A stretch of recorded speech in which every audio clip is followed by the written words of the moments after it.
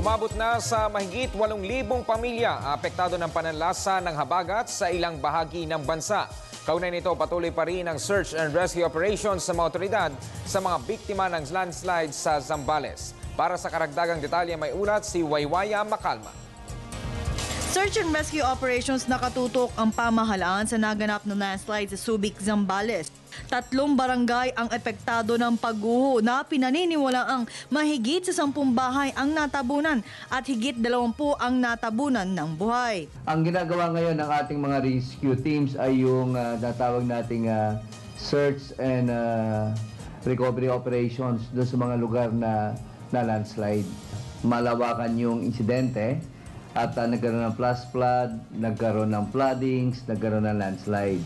So napakaraming mga rescue teams na nagpunta. As far as Tarlac, meron nga from MMDA, nagpunta na sa Olongapo to assist.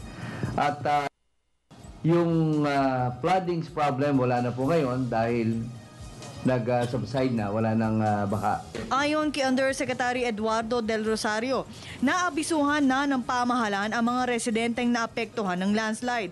Gayunman, dahil sa kakulangan ng pera ay hindi makaalis ang mga residente sa landslide-prone areas.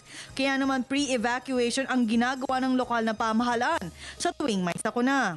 Pero ang ating mga kababayan ay doon nakatira sa high-risk areas and they were advised to relocate already or to resettle.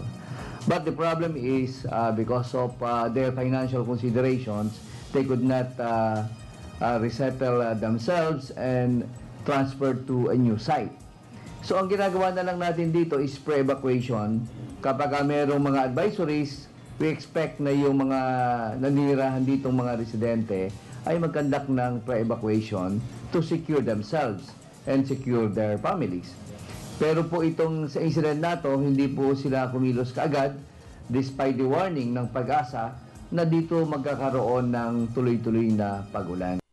Abot naman sa 8,273 na pamilya o 36,005 na individual ang apektado ng habagat mula sa 82 barangay mula sa Region 3, 4A at National Capital Region. Ngunit ang 2,687 na pamilya o 12,441 na individual lang ang tumuloy sa mga itinalagang evacuation centers ng lokal na pamahalaan. Habang sa bagyong Odette ay nagtala ng 3 patay, habang 2 ang nawawala. Ang probinsya ng Batanes ang pinakamalaking naitalang pinsala ng bagyo. Pero unti-unti nang nanunumbalik ang supply ng kuryente at tubig sa ilang munisipyo sa naturang probinsya. Nakapaghatid na rin ng relief goods ang pamahalaan sa probinsya. Para sa Telebisyon ng Bayan, Waywaya Macalma.